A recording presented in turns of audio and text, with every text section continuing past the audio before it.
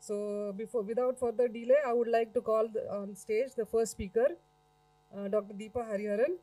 So, a brief introduction for Dr. Deepa Hariharan. She is a celebrated neonatologist in Chennai. She works in Surya Hospital and she has an excellent success rate. She has treated thousands of neonates with a success rate of more than 97%.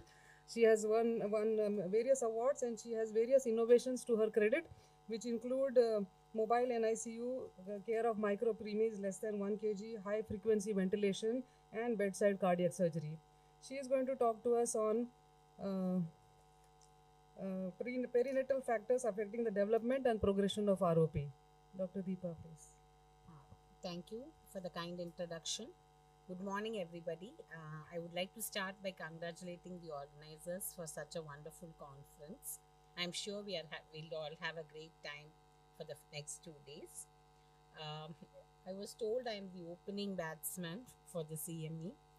I think batsmen are also important, but we saw in the recent cricket match the final catch is also very important. Let's see how it goes. The first topic is perinatal risk factors for retinopathy, I think, which is an important starting topic. Uh, of course, most of the audience is retina specialists, so I would present it from a neonatologist's perspective. How we look at these phases of vascularization in the retina. We know that prenatally, we know that there is normoxia, and if the baby was not born premature, normal vessel growth would go from the is that laser pointer, like from normal retinal growth would go from the optic nerve to the ora serrata, and it is usually uninterrupted in utero in the absence of risk factors. But when a baby is born premature and there is a supplemental oxygen, or even without supplemental oxygen, there is a relative hyperoxia of postnatal life compared to in utero. With or without supplemental oxygen, the baby perceives it as hyperoxia, and this hyperoxia suppresses vessel growth. There is low levels of VEGF, insulin growth factor, erythropoietin, etc. Up to 30 weeks corrected gestational age. There's a relative hyperoxia compared to fetal life. And after about 30 weeks corrected gestational age, there is more of hypoxia, due to which angiogenic factors are induced and neovascularization happens. This is what we teach our postgraduates as the two-phase hypothesis in ROP, and this provides us several routes for intervention. Even in utero, an abnormal sensitization of the vessels can be prevented by optimal nutrition, preventing inflammation, steroids, most importantly, preventing prematurity by tocolysis, etc. And the first phase, which is mainly a relative hyperoxia and an induction of VEGF and insulin growth factor, the neonatologist has a critical role by controlling oxygen exposure, which can reduce these cytokine levels. And the established phase of neovascularization, the role of the neonatologist is to, again, here prevent hypoxia and therefore inhibit VEGF. So the two major risk factors for ROP, which have been there for centuries, gestation and birth weight. These we know are like very significant, very important risk factors.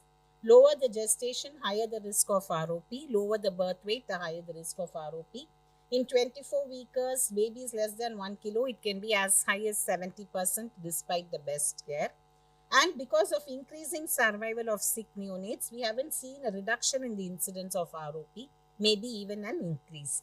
These risk factors, while being very, very important and very clearly defined, are largely unmodifiable for the neonatologist. A baby being born premature and having low birth weight is not under the control of the neonatologist. We intervene later after that. In general, if you see, many factors have been associated with ROP: gestational age, maternal age, birth weight, need for NICU admission, low Apgars, blood transfusions, sepsis, lung disease, the brain disease, intracranial hemorrhage, maternal GDM, maternal preeclampsia, etc. The smallest, sickest babies, therefore, are at risk for ROP. And when the mothers are sick, also it increases the risk of ROP. Here we have two factors. Some factors develop the incidence of ROP or the development, and the others incidence develop the progression of ROP. For example, RDS determines the incidence of ROP. Bronchopulmonary dysplasia determines the progression of ROP. Same with IVH and PVL. But for all practical purposes, all risk factors are equally important to us. But I would like to just stress four factors that are modifiable and hence important. Gestation and birth weight are very, very important, but they are not modifiable by the neonatologist. Four important modifiable factors that we often talk about in day-to-day practice in the NICU: oxygen therapy and ventilation, neonatal sepsis, blood transfusions, and the postnatal weight gain. Many others like proteinuria are being brought into the list, but these are the four we talk about every day, every minute while managing a baby. So the first one is oxygen therapy. We know it is inevitable to save these babies who are born with immature lungs and lung disease, but we also know it comes with a price. It is toxic.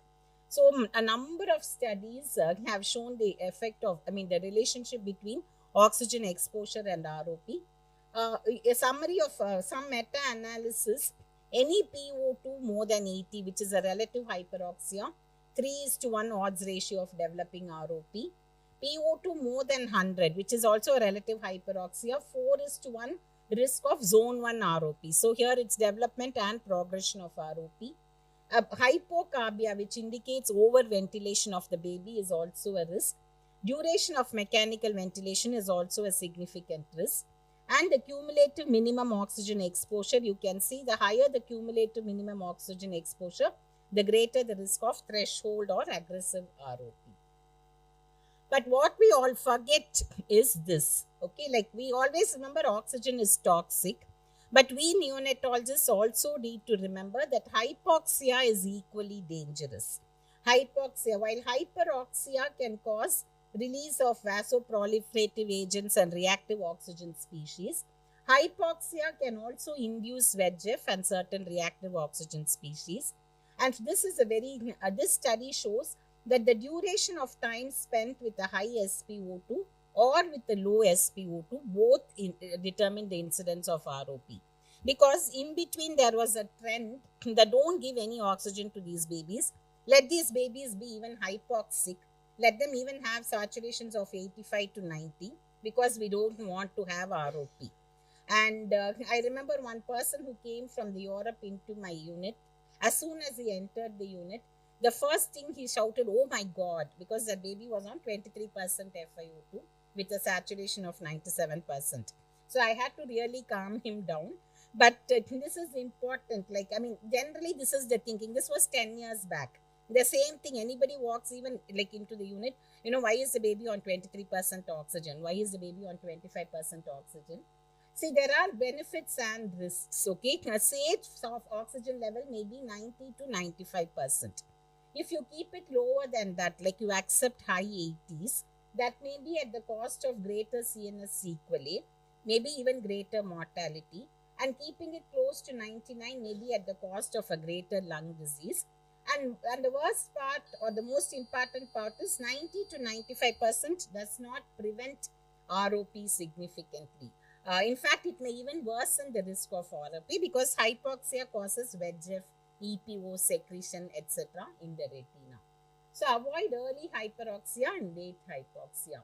This is a revolution in oxygen therapy, which I don't know how many of you as ophthalmologists have seen. This is called an air-oxygen blender, where air and oxygen are mixed to accurately deliver 21, 22, 23, 24, 28% FiO2, etc. This should be used increasingly in the delivery room so that we are accurately delivering only the oxygen that the baby requires. But a recent study we found, of 50 nursing homes, for example, that are referring to our NICU, 48 did not have a blender in the delivery room.